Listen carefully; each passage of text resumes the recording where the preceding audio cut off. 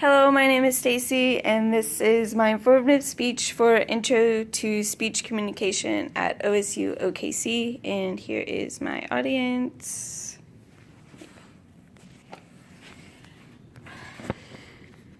The key to healthy and happy interpersonal relationships. Interpersonal relationships have played a very important role in all of our lives. From when we are born to the present, everyone we have come into contact with has been a relationship. Though each relationship is different, it is a relationship nonetheless. The first relationship you ever have is with your parents or your siblings, if you have them. And these relationships are going to be the most important because they're going to teach you how to have relationships. I've had many interpersonal relationships, the most important one being with my husband. He's taught me how to communicate and just have a happy and healthy relationship. And between what I've learned with him and doing research, most of my relationships, I would say, are pretty happy and pretty healthy. Interpersonal relationships are an important part of all of our lives. Today I'm sharing with you guys the different types of interpersonal relationships you can have, the way we use communication to keep them happy and healthy, and some research that I've done that just gives you more ways to have happy and healthy relationships.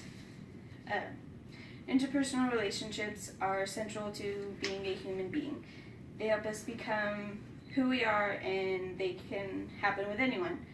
MSG experts wrote an interpersonal relationship can develop between any of the following.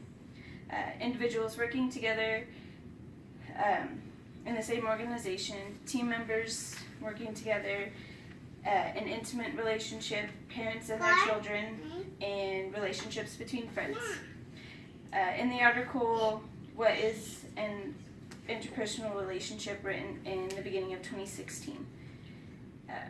There is a saying that people say, psychologists have said, if you have a relationship that lasts longer than 7 years, it can last a lifetime, which gives a lot of people false hope, because as we get older, we realize that relationships are a lot more work than just hanging out and having fun.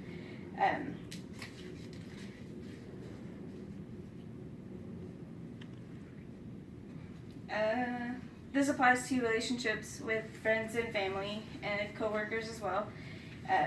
If someone isn't putting in the right effort, that relationship is probably doomed to fail. In our homes, we form relationships with parents, sisters, brothers, cousins, aunts, and uncles. Outside of the home, it's relationships with employers, coworkers, teachers, etc. The most important one being with your significant other. And I say that because you choose that person. With family, you don't get to choose. You kind of have to have that relationship with them.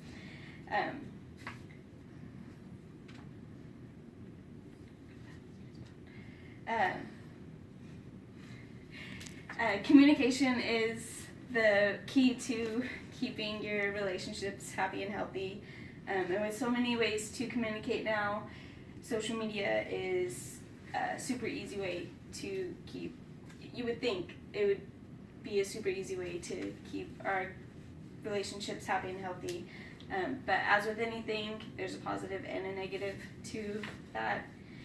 Mitchell, Vaterlas et al. Did a study on the effects of Snapchat and young adults using that to communicate, and most of them said it was a double-edged sword, meaning that there are positive and negative things about communicating. The words you type get lost, the meaning of them get lost in what you're saying, and so you're scrolling along Facebook and you see a picture of someone and they look happy, but that's all you see. It could be like an argument 2 seconds later or something like that.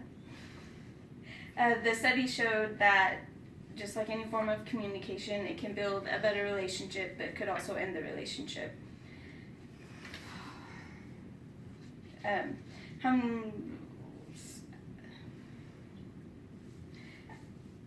Social media is a great way to spread the love you have for another person,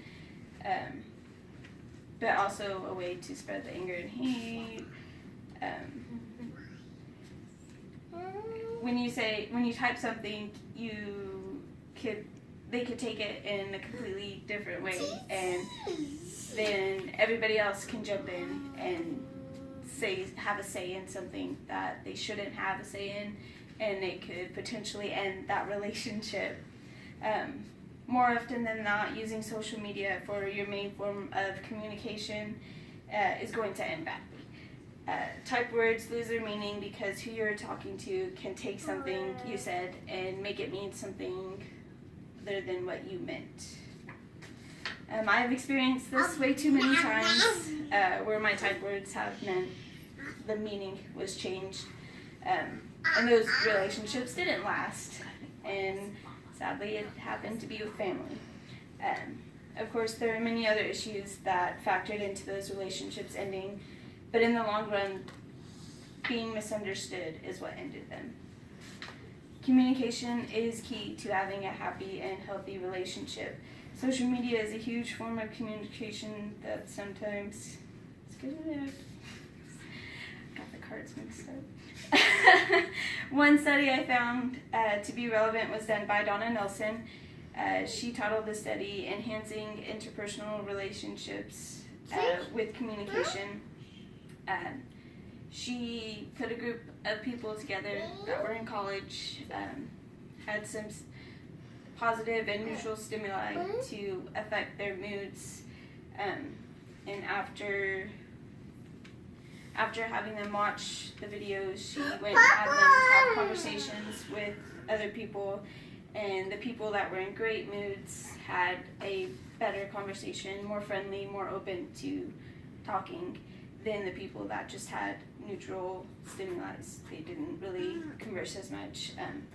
So your mood definitely affects how you communicate and whatnot. Body language is another form of communication. I'm sure you can tell that I'm very nervous right now because I can't stop moving. But that is another form of communication that we tend to use when we're communicating. So, for example, right now I'm very nervous and shaky, and I'm sending you that, and you're all reading that.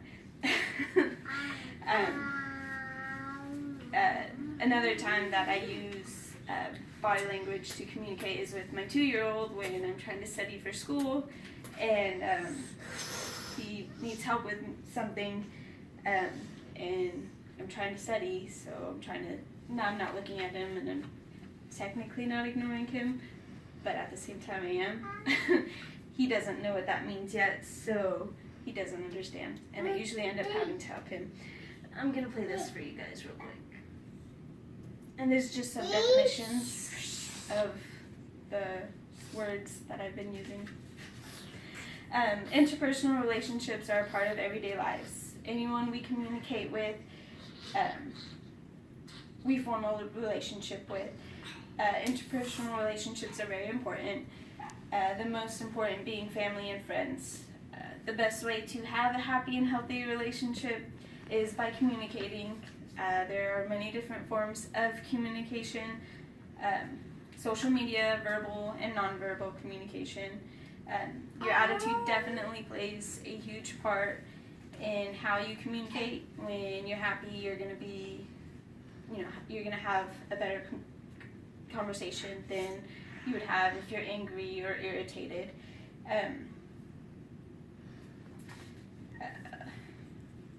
If all of your relationships are in good standing, you're going to be a lot happier.